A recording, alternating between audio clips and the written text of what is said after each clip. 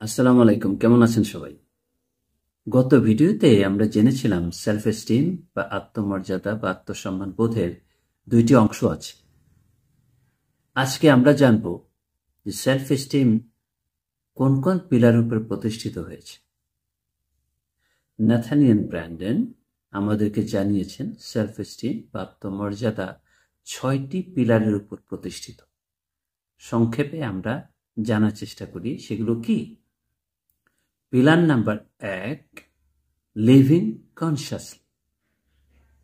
আপনি কনসাসলি বা সচেতনভাবে জীবনযাপন করছেন কিনা, আপনি আপনার আচরণ সম্পর্কে বা আপনার বর্তমান সম্পর্কে আপনি সচেতন কিনা। Pillar number 2, self acceptance. আপনার গ্রহণযোগ্যতা আপনার নিজের কাছে কেমন? আপনি কি নিজে সুখী হতে পেরেছেন, নাকি সবসময় নিজেকে ক্রিটিসাইজ করেন, নিজেকে জাজ করেন? একটু ভেবে দেখেন। Pillar number 3, self responsibility. আপনি আপনার জীবনযাপনের রেসপন্সিবিলিটি আপনি নেন কিনা।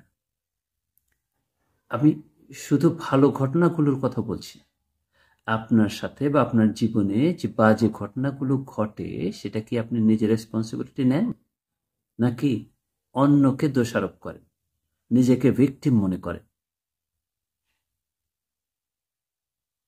Pillar number 4, self assertiveness. কাউকে কোনো দোষারোপ না করে, কারো উপরে চড়াও না হয়ে আপনি শান্তভাবে বিনয়ের সাথে স্পষ্টভাবে নিজের প্রয়োজনের কথা, নিজের চাহিদার কথা এবং নিজের মতামতকে কি আপনি জানাতে পারেন? সেটাই হলো self assertiveness. Pillar number 5, living purposeful. মহান সৃষ্টিকর্তা আমাদেরকে কোনো বৃহত্তর উদ্দেশ্য সাধনের জন্য সৃষ্টি করেছেন। আপনি কি কখনো আপনার জীবনের উদ্দেশ্য খুঁজে দেখেছেন? আপনি কি আপনার সেই মহান ডিভাইন পারপাস খুঁজে পেয়েছেন? খুঁজে না থাকলে খুঁজে নিন এবং সেটার সাথে অ্যালাইন হওয়ার চেষ্টা করুন। Pillar number 6, personal integrity.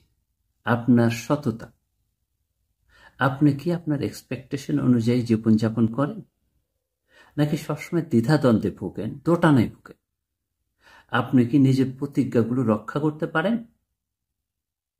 আপনি কি আপনার নিজের যে ভ্যালুগুলো আছে বলে মনে করেন সেই অনুযায়ী জীবনযাপন করেন? আমরা এতক্ষণ যে 6টা পিলার সম্পর্কে জানলাম, আমরা প্রশ্ন করে করে আমাদের কোন পিলারের কি অবস্থা, গাঁথুনি কেমন, শক্ত মজবুত নাকি হালকা, বা কোথায় দুর্বলতা আছে আমরা জেনে নিতে পারি এবং সেইভাবে আমাদের পিলারগুলোকে রিপেয়ার করতে পারি, মজবুত করতে পারি, ঢালাই করে নিতে পারি।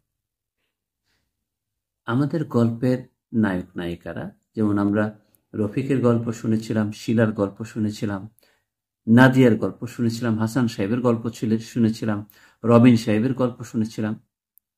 তারা কি তাদের কোন পিলারে কতখানি দুর্বলতা আছে সেটা কি আইডেন্টিফাই করতে পেরেছে কিনা, এবং তারা সেগুলো শক্তিশালী ও মজবুত করতে পেরেছে কিনা, প্রকারান্তরে তাদের সমস্যাগুলো থেকে তারা বেরিয়ে আসতে পেরেছে কিনা, সেটা আমরা জানবো পরবর্তী ভিডিওতে।